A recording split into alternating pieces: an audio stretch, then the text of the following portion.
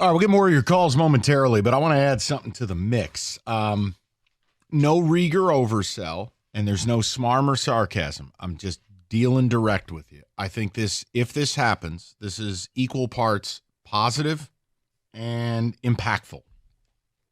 And I think it would bring a lot of people back to college football. I want to read you an excerpt.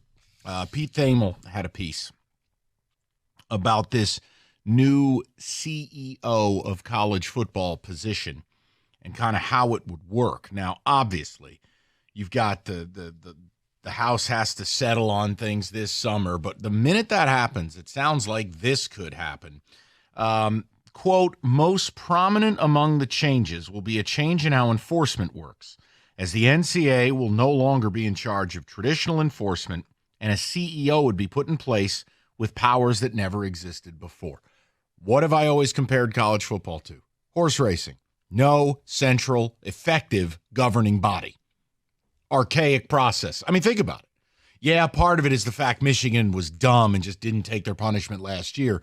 But reality is the NCAA takes years to adjudicate things that should take 10 minutes. This would fix that. The CEO of college sports' new enforcement organization, called the College Sports Commission, would have final say in doling out punishments and deciding when rules have been violated, a level of singular power that's never existed during the NCAA's era of struggling to enforce its rules. The CEO hire is expected to come quickly after the House settlement is finalized and has been spearheaded by the Power Four commissioners from the SEC, Big Ten, Big 12, and ACC. Their pick to lead the new agency will quickly become one of the most powerful and influential people in all of sports. Mm-hmm. The hiring of the new CEO of the commission is deep in the process. That's per ESPN sources. The association agreement could also include a clause when schools, quote, agree to waive any right to a jury trial with respect to disputes arising or relating to the agreement. And the notion would still need to be accepted by all schools, but it wouldn't prevent lawsuits from entities outside of the schools. The new organization looks to have expedited timelines and a highly compensated CEO to be the face of the decision. The NCAA, which we've talked about this with Michigan, uses what's called the COI, Committee on Infractions. That's what's going to happen June 6th and 7th. You ready for this one, though? And tell me, to me, this is a bullet right to the skull of U of M. Quote, the Big Ten has put a lot of thought and conversation into this. And he has said the mindset has to be changed where coaches and programs can't consider breaking the rules, quote, worth it, close quote. Now, why would the Big Ten spearhead that? Go back to Tony Petitti's letter to U of M. That's a direct one for you. Expedited timelines, singular power, and then Ross Dellinger chimed in with this from a Yahoo report. The consequence for not signing the agreement is steep. A school risks loss of conference membership and participation against other Power 4 league programs. One AD said, quote, you gotta sign it or we don't play you. So that kind of circumvents what Tennessee is trying to do. Yes, so the state of Tennessee, this would supersede any state law, a.k.a. workaround, a.k.a. cheating with NIL. Certain states saying schools can do X, Y, and Z.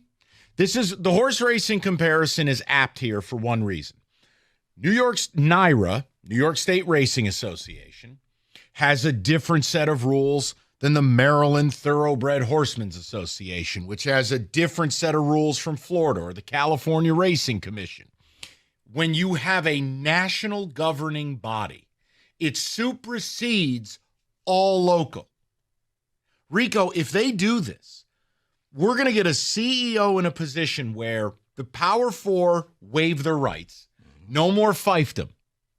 Everybody plays by the rules. If you don't, this guy's got a ban hammer.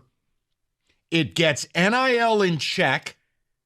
It gets, all jokes about U of M aside, Everyone's in check. It's the czar we've been waiting for decades. Yeah, because if a CEO was in place when the Stallions thing broke, Michigan would have been voided. And it goes back to what I said. You could actually punish it in real time. Hey, guys, you screwed up. You're in trouble, rather than some kid who's in 8th grade right now who will have to suffer for what they did for that title. Here's my question. Before David goes on a soliloquy, I just want to throw the number out and ask the following question.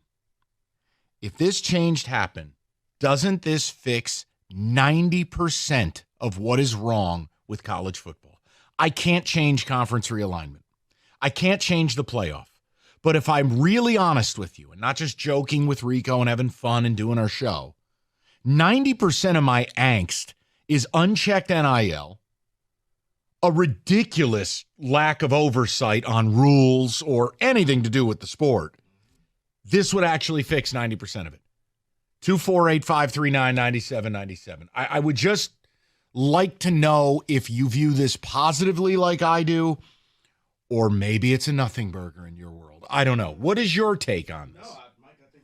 Mike, I think this is something that has been needed for the longest. I mean, because it's a unifying force. It isn't, well, the Big Ten has their own rules. The ACC has theirs. The SEC.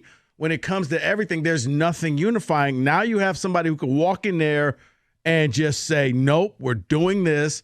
And, well, we're going to sue you. No, you're not. You're going to take whatever my ruling is, and we're going to move on. You'll pay the fine. You'll take the penalty. And if you think it's kind of Roger Goodell. If you think I stepped out of bounds, then come up with something, and we'll have an appeals committee. Oh, by the way, I'm the guy you're going to bring it in front of again. Yep. So chances are you're not going to sway me. Take this punishment. Let's move on. Here's an interesting line from Thamel. All the institutions are going to have new membership agreements that we're all agreeing to these rules, said an industry source. So you're getting everyone to sign the same thing. The CEO is going to have the responsibility to make sure everything is enforced and the governance model is sound. Doesn't this fix a lot of the problem here, guys? It does. You don't get the Miami doing whatever they want in NIL. Texas A&M, Texas Tech. You don't get that anymore. But I think the most important thing to me is not just, Rico, the punishment, not just that it happens immediately, is that it means something. Mm-hmm. And they use the example in the article of the Bounty Gate and how that meant something. You suspended your head coach for an entire year. That's painful. Yep. They made it hurt, and it was you know what? I don't know if the juice is worth the squeeze. We lost our coach for the year by doing something. Sure. So, no, it's a deterrent. And look, case in point, we've always said this. Like, Michigan fans can live two realities. One is they won the Natty, they got the picture, they took a great trip with their father, their son, whatever it may be. Are you willing to trade your reputation for it? Most fans are.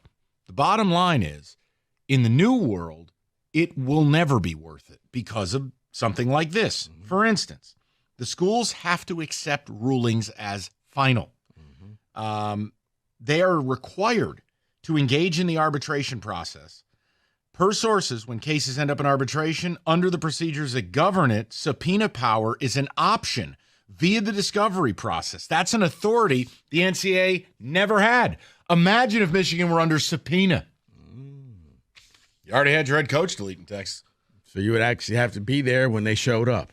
When the CEO showed up to Ann Arbor, all the coaches just can't scatter like roaches. My point. It fixes so much. It does. Think about this. The CEO will make, quote, final factual findings and determinations on violations and impose such fines, penalties, or sanctions as appropriate. It's like streamlined. I'm already all in for this. The only thing I need is just for it to happen in a timely manner so we're not waiting 3-4 years after the thing that you forget, like, wait. Even now, why are we doing that? Even now, everybody's sick of the U of M thing. Whether you want to see them nailed to the wall or you want to pretend and just say nothing burger. Yeah. We're all tired of it because it was 2023. We're headed towards the 2025 season. Yeah. I like how the professional commissioners, hey, you do something stupid, to my office. Fly out to New York, and you get here, and we're handling this. And subpoena power. Because the one thing the NCAA doesn't really have effectively, and look, this is the only reason Michigan's in real trouble beyond being scumbags. Somebody flipped on them. Mm-hmm. Evidence was given to the NCAA. It's not like the NCAA has a CSI department and Maritza Hargitay's walking out of a boardroom. You know what I'm saying with iced tea, right. And we're turning this into a little dun, dun. Boom boom. They don't have that. Somebody dimed Michigan out. Like, that's the reason it got here. So look, the CEO, does that fix 90% of the problem? I want to mix that in along with the NFL rule stuff. We'll get to your calls and ticket text next. 97.1.